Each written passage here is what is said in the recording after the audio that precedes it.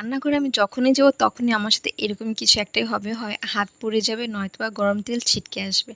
যাই হোক অনেকদিন পরে মন চেয়েছিল আজকে ফ্রেঞ্চ ফ্রাই করে খাই। এইজন্য আজকে এটা করতে গিয়েছিলাম, বাকিটা ইতিহাস।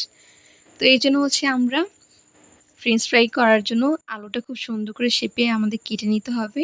মনে রাখবেন এই ফ্রেঞ্চ ফ্রাইটা কিন্তু আমরা ২ স্টেপে করব। তো চলুন আজকে 1 স্টেপটা আপনাদেরকে দেখিয়ে দিই।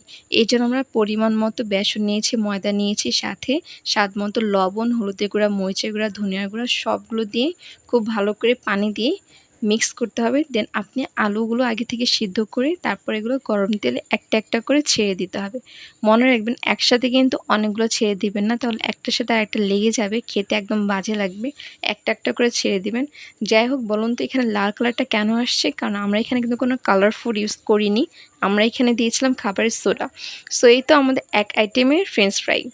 এখন আমরা চলে যাই আরেক আইটেমের ফ্রেঞ্চ ফ্রাই। এই ফ্রেঞ্চ ফ্রাইটা কিন্তু আমার সিগনেচার আইটেম বলতে পারেন। আলুটা একদম লাল, লাল করে ভাজার পরে শুকনা মরিচ এবং গোলমরিচ এটা খুব ভালো করে বেটে সাথে কিছুটা লবণ দিয়ে একদম মিক্স করে খাবেন সাথে টমেটো সস দিয়ে।